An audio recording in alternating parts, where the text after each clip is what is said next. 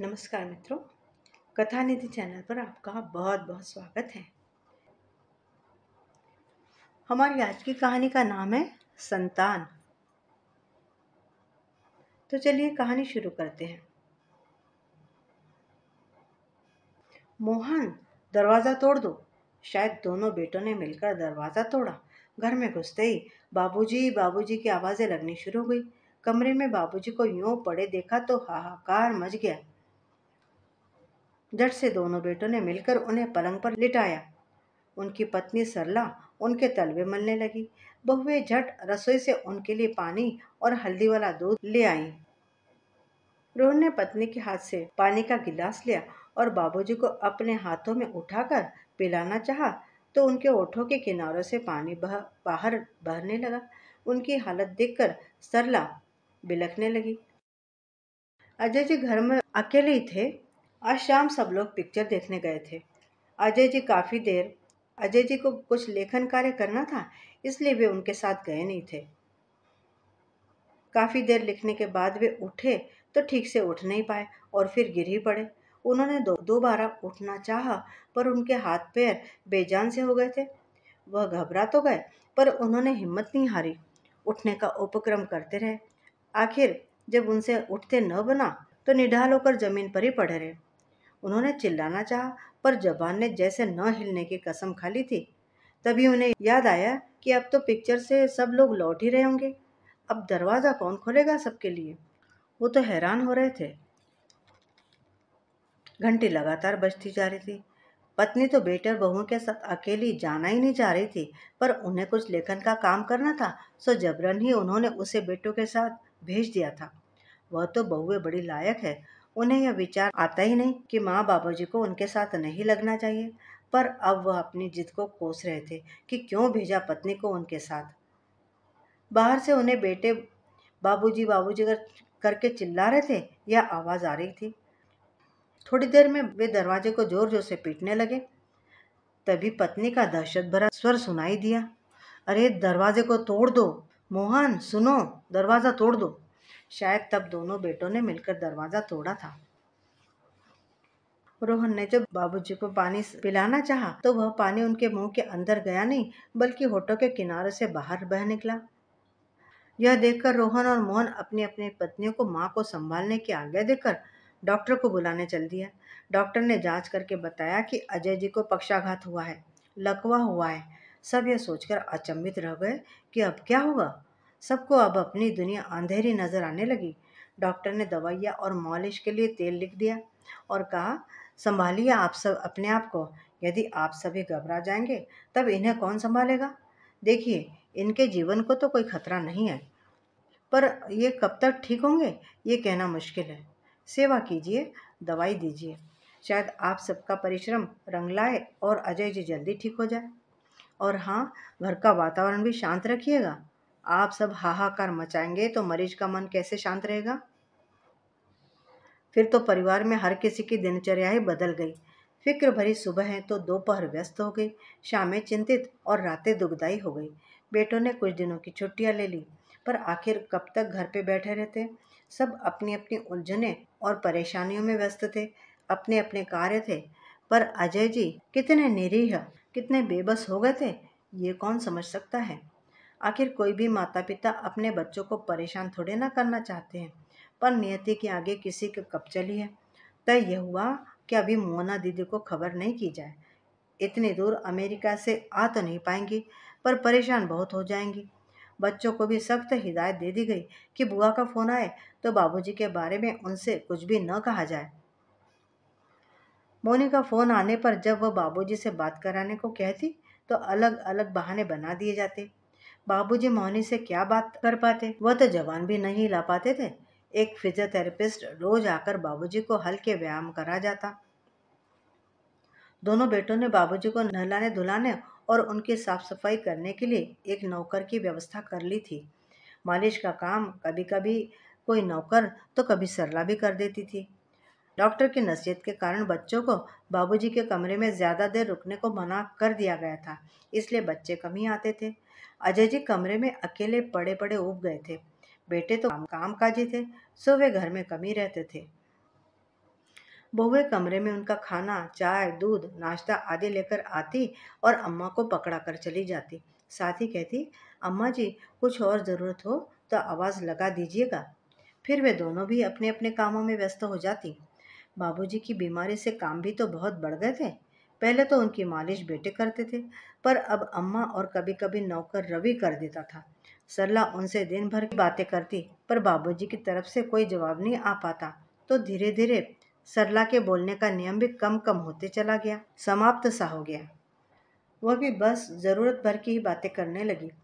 अजय जी ने कई बार अपनी पत्नी सरला से इशारे में आंखों से कहने की कोशिश की कि बच्चों को कमरे में खेलना दिया करो, कुछ तो मन लगे।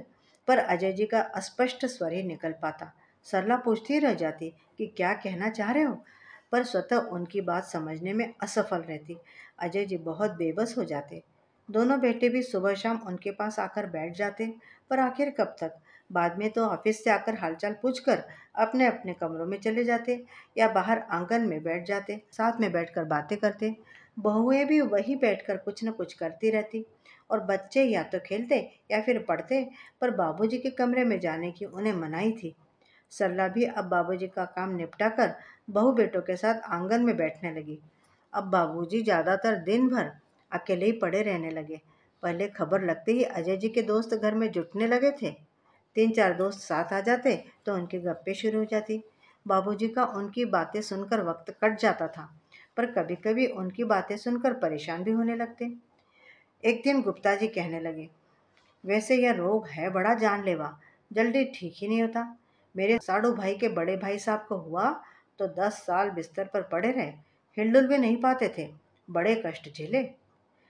चोपड़ा साहब भी बोले, हाँ भाई ठीक कहते हो, कई साल पहले मेरे फूफा इसी बीमारी को 11 साल झेल कर गुजर गए। बेचारी बुआ बहुत परेशान रहा करती थी, पैसों की काफी तंगी हो गई थी उन्हें। सब रिश्तेदारों के आगे हाथ फैलाया करती थी। शुरू में तो सबने मदद की, पर धीरे धीरे सबने हाथ खींच लिए। अजय जी सुनकर सकते में आ गए। तो क्या इतनी वेदना से गुजरेंगे वह और उनके परिवार के लोग? अगर इतने साल बिस्तर पर पड़े पड़े गुजारने पड़े तो कैसे गुजारेंगे पहाड़ से ये दिन? बाबूजी दिन भर सोचते कि उनके दिमाग पर क्यों नहीं फालिज मार गया, कम से कम हर तकलीफ से निजात तो मिल जाती। बाबूजी बेचारे बस छत को देखते रहा करते और दूर से आती आवाज़ें सुनते। एक दिन रवि ने उनके दोस्तों की बातें सुन ली। वह उस समय बाबूजी की मालिश कर रहा था। कई दोस्त तो उन्हें खूब तसल्ली देते, परंतु कुछ एक ऐसे भी थे कि कहाँ क्या बात करनी थी इसकी समझ उन्हें नहीं थी। रवि ने महसूस किया कि इनका दिल बैठा देने वाली बातों को सुनकर बाबूजी का रंग उड़ गया है। उसने बाद में सारी बातें ज्यों की त्यों मोहन और रोहन को सुना दी। घर के सारे लोग बहुत खफा हुए कि हम सब तो यहाँ सेवा कर कर के बेदम हो रहे, और बाबूजी के दोस्तों की कृपा रही तो वह कभी भी स्वस्थ नहीं हो पाएंगे। इसके बाद जब बाबूजी के दोस्त आते तो बाबूजी अभी सो रहे हैं कहकर बाहर से ही उन्हें विदा कर दिया जाता। जब ऐसा कई दिनों तक चला तो बाबूजी के दोस्तों ने आना बंद कर दिया धीरे धीरे। अब बाबूजी सिवा डॉक्टर और रवि के बाहर की दुनिया से एकदम कट गए थे। मोहनी के फोन आने पर उससे बहाने तो बना दिए जाते, पर आखिर कब तक। एक दिन छोटी बहू ने बता ही दिया। मोहनी बहुत नाराज हुई सुनकर कि अब तक उससे छिपाया क्यों गया। क्या भाई नहीं चाहते कि वह मायके आए?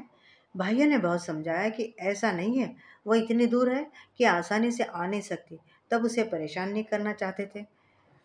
इसके अलावा उसे न बताने के पीछे घर के लोगों की और कोई मंशा नहीं थी। और सच में ही मौनी क्या फौरन आ थोड़े ना पाती, वह नहीं आ पाई। हाँ, उसके फोन अब बाबूजी के हालचाल को जानने के लिए जल्दी जल्दी आने लगे। एक दिन जाने क्या हुआ कि बाबूजी को घर में हो हल्ला, चीख पुकार सुनाई पड़ने लगी। उनके काम लोग बदस्तूर कर रहे थे, पर उन्हें कोई कुछ बता नहीं रहा था। रवि की तरफ बाबूजी पूछने वाली निगाहों से देखते, पर वह भी चुप ही रहा। जिज्ञासा उन्हें खाई जा रही थी। 2 दिन के बाद छोटा बेटा मोहन आया। वह बहुत तैश में था और चुपचाप उनके पास बैठ गया। उन्होंने बड़े प्यार से सवालिया निगाहों से उसे देखा। बैठे बैठे मोहन अचानक गुस्से में फूट पड़ा। बाबूजी, अब भैया को समझा दीजिए, बात बात पर मुझको डांटे नहीं। अब मैं बच्चा तो रहा नहीं, खुद बाल बच्चों वाला हूँ। बाबूजी ने हंसने की कोशिश में होठ फैलाने की कोशिश की, जैसे कह रहे हो, अरे बेटा, तुम कितने भी बाल बच्चेदार हो जाओ, बड़ों के लिए तो तुम छोटे ही रहोगे। मोहन फिर आगे बोला, भैया अब बात बात पर मुझसे उलझने की कोशिश करते, यह मुझे बर्दाश्त नहीं होता है। बाबूजी बेचारे क्या करते, समझ गए कि दोनों भाई उनकी बीमारी से इतने दुखी हो चुके हैं कि अपनी अपनी भड़ास एक दूसरे पर निकालने लगे हैं। अजय जी पेशे से वकील थे। सरकारी नौकरी उन्होंने कभी नहीं की। रोज कमाओ रोज खाओ वाली स्थिति रही। वह मेहनती और काबिल वकील थे। बढ़िया कमा लेते थे। बच्चों को अच्छा खिलाते, खिलाया पहनाया, उनकी इच्छाएं भी पूरी की और संस्कार भी अच्छे डाले। काफी कुछ बचाया भी, जिसमें से एक बड़ा हिस्सा बेटी के विवाह और घर बनाने में लग गया था। बेटों को अलग अलग घर बनाकर दे सकते थे, पर उनका अपना मानना था कि एक घर में दोनों साथ साथ रहेंगे तो परिवार मजबूत रहेगा। उनके अनुसार उन दोनों के अलग अलग दो परिवार थोड़े न थे, बल्कि उनका खुद का यह एक बड़ा परिवार था। घर उन्होंने बेटी के विवाह के बाद बनाया। दोनों बेटों ने पढ़ लिख कर कमाना शुरू कर दिया था। अपने घर में उन्होंने बेटे रूपी दो मजबूत स्तंभ खड़े कर दिए थे, जो इस घर की छत कभी भी गिरने नहीं देंगे। बहुएं भी उन्होंने अपनी पसंद की चुनी थी, मध्यम वर्ग की संस्कारी लड़कियां, जो अब तक उनकी कसौटी पर खरी ही उतरी थी। कविता और रिया मिलजुल कर ही रहती, काम भी मिलजुल कर करती। कभी कोई कटुता दोनों के बीच आई हो, ऐसा कभी नहीं लगा। अगर कोई चिल्लप रही हो घर में, तो वह घर के बच्चों के मासूम झगड़े ही थे। अपना परिवार उनका ऐसा किला था जिसको कोई भेद नहीं सकता था। जीवन बड़ा सुखद रूप से चल रहा था कि अचानक इसमें उनके पक्षाघात रूपी बवंडर आ गया। आज अपने इस बेटे के उखड़े हुए रूप को देखकर वे दहल गए कि कहीं यह बवंडर उनके घर को तिनके तिनके करके न ले उड़े। पर एक विश्वास था उन्हें कि उनके द्वारा निर्माण किए हुए ये दो मजबूत स्तंभ ऐसा होने नहीं देंगे। पर अब डर तो बना ही रहेगा। ऐसे में एक दिन खबर आई कि मोनी अपने पति और बच्चों सहित भारत आ रही।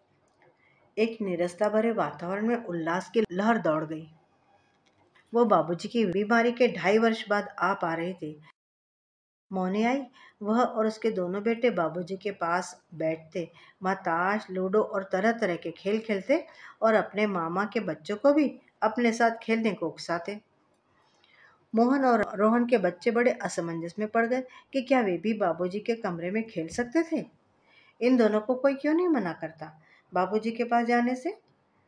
पर रिश्ता ही ऐसा था कि उन पर किसी भी प्रकार का बंधन नहीं डाला जा सकता था। मोनी के जोर देने पर मोहन और राकेश ने भी अपने बच्चों को बाबाजी के पास हुड़दंग मचाने की अनुमति दे दी। क्या पता ऐसे ही कुछ फायदा हो जाए। अभी तक तो पहले जैसी स्थिति है बाबूजी की। यह परिवर्तन बाबूजी के लिए सुखद था। अब तक मोनी कहाँ थी, अब उनका मन लगने लगा। धीरे धीरे उनमें जीने की इच्छा जागने लगी। गो गो का स्वर धीरे धीरे अस्फुट शब्दों में परिवर्तित होने लगा। उंगलियों में हरकत होने लगी। सभी तो खुश लग रहे थे इस सुधार से। मोनी के वापस जाने का समय भी धीरे धीरे नजदीक आ रहा था। एक दिन जब मोनी और बच्चे बाबूजी के पास बैठे थे और कि मोहन और रोहन अपनी अपनी पत्नियों के साथ आ गए। बच्चों को बाहर भेज दिया गया। बाबूजी का दिल बैठने लगा। ऐसी क्या बात है जो बच्चों के सामने नहीं हो सकती। बड़े बेटे रोहन ने अटकते हुए कहना शुरू किया, बाबूजी, हमें आपको कुछ बताना है। मोनी ने पूछ लिया, क्या बात है रोहन। रोहन बोला, दीदी, यह बड़ी अच्छी बात है कि आपके आने से बाबूजी की स्थिति में सुधार आ रहा है। पर हाँ, पर क्या, बोलो। रोहन थूक निगलते हुए बोला था, दीदी, बाबूजी की बीमारी के कारण अब हम दोनों की स्थिति ठीक नहीं है। वह आगे कुछ कहता कि मोनी ने आंखें तरेरी और चुप रहने का इशारा किया। पर दोनों भाई तो ठान कर आए थे, सो चुप कैसे रहते। बाबूजी, मोहन आपकी बीमारी का कुछ भी खर्चा उठाने को तैयार नहीं है। अभी तक मैं अकेला ही सब खर्चे का बोझ उठा रहा हूँ। मोहन, जो अब तक चुप था, बोला, बाबूजी, आप तो जानती हैं कि मेरी इसके जितनी तनख्वाह है नहीं, तो मैं क्या करूँ। मोहन भी जोर से बोला, तो मैं क्या करूँ अगर आपकी तनख्वाह कम है तो। आखिर मुझे भी तो अपने परिवार के भविष्य का ख्याल रखना है। तुम्हारा अपना परिवार? मैं तो समझती थी कि यह पूरा परिवार एक ही है। नहीं है क्या? मोनी बोली, दीदी, किस जमाने की बात कर रही हो आप। अब वह जमाना नहीं है जब सब एक साथ हंसी खुशी रहते थे। देखना, कुछ सालों के बाद आपका यह लाडला मुझसे हिस्सा मांगेगा, तो जो कल होना है वो आज अम्मा बाबूजी के सामने क्यों ना हो जाए। अरे कुछ तो शर्म करो तुम दोनों, बाबूजी को ठीक तो होने दो इस तरह से बेशर्मी करने से पहले। मोनी ने डपटा। और अब तो बाबूजी ठीक भी हो रहे हैं, कुछ दिन और सह लो, फिर बंटवारे की ज़रूरत ही नहीं रहेगी। बाबूजी स्वस्थ हो जाएंगे तो वह भी कुछ न कुछ कर लेंगे। नहीं दीदी, आप समझ नहीं रही है, बात खर्चे की है ही नहीं, नियत की है। मोहन की नियत ठीक नहीं है। रोहन बोल पड़ा। सोच समझ कर बोलिए भैया, मेरी नियत में तो कोई भी खोट नहीं। ये कहिए कि आप ही निभाना नहीं चाहते। मोहन ने बात काटी। दोनों एक दूसरे को खूनी नजरों से, खा जाने वाली नजरों से घूर रहे थे। चुप रहो दोनों, बाबूजी को ठीक होने दो, फिर कर लेना जो दिल में आए। देखिए दीदी, आप बाबूजी की बीमारी के बारे में जानने के बाद अब 1 वर्ष बाद आप आई है। अब बुलाने पर तो आप आएंगे नहीं, यह बात आपके सामने हो तो बेहतर हो, वरना बाद में आपने कुछ आपत्ति उठाई तो। रोहन ने बोला। रोहन, मोनी चीखी, मैं तुम दोनों की तरह बेशर्म नहीं हूँ जो ऐसी बातें इस समय करूँगी। और सुन लो, मुझे अपने अम्मा बाबूजी की खुशी के अलावा कुछ नहीं चाहिए। और हाँ, बंटवारे के बाद अम्मा बाबूजी कहाँ रहेंगे, बताओ तो ज़रा। क्यों, मोहन के पास, वही अम्मा का लाडला छोटा बेटा है। रोहन झट बोला। मेरे पास क्यों, आप बड़े हैं, आपकी जिम्मेदारी है। मोहन ने नेहले पर दहला मारा। अजय जी की आंखों की कोरों से 2 बूंद आंसू लुढ़क गए। उनके दोनों स्तंभ बड़े कमजोर निकले। उनका अभेद्य किला आज ध्वस्त हो गया था। जाने कब से अंदर ही अंदर यह ज्वालामुखी धधक रहा था। सरला ने भी मुझे कुछ भनक नहीं लगने दी। अंदर का ज्वालामुखी मन में दबाए मेरे आगे हमेशा हंसती रही।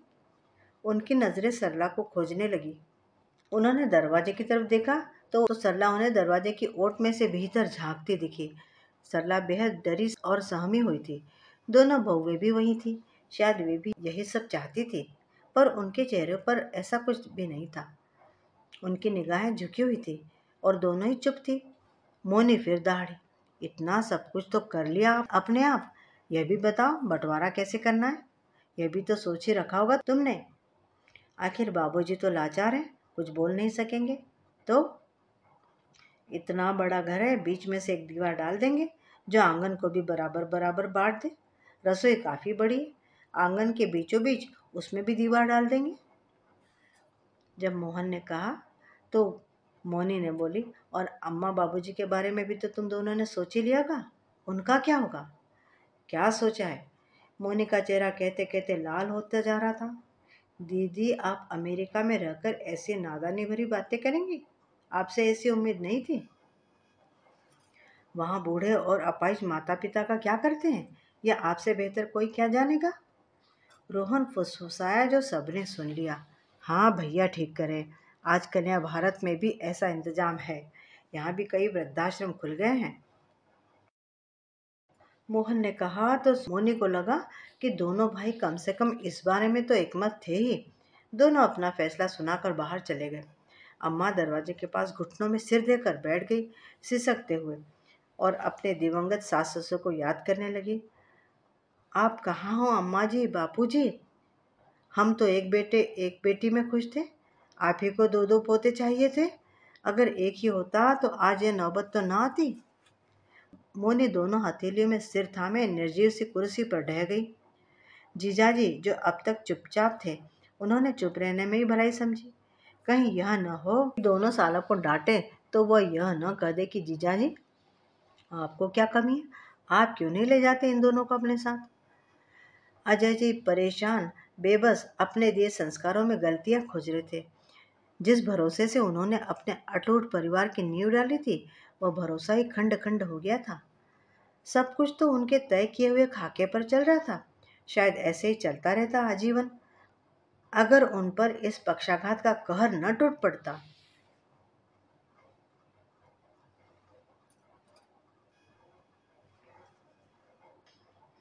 तो मित्रों, अभी आप सुन रहे थे कहानी संतान।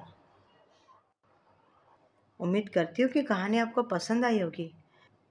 हर 10वें घर में आज यही कहानी घटती दिखाई पड़ती है, जब घर का पिता या मुखिया बीमार पड़ जाए, लंबी बीमारी से ग्रस्त हो जाए। आपको कहानी कैसी लगी? उम्मीद करती हूँ कि कहानी आपको पसंद आई होगी। कमेंट करके बताइएगा ज़रूर। और हाँ, अगर आपने अभी तक चैनल को सब्सक्राइब नहीं किया है तो कृपया कर लीजिएगा। मिलती हूँ जल्दी ही एक और बढ़िया सी कहानी के साथ। तब तक विदा। आपका दिन शुभ हो।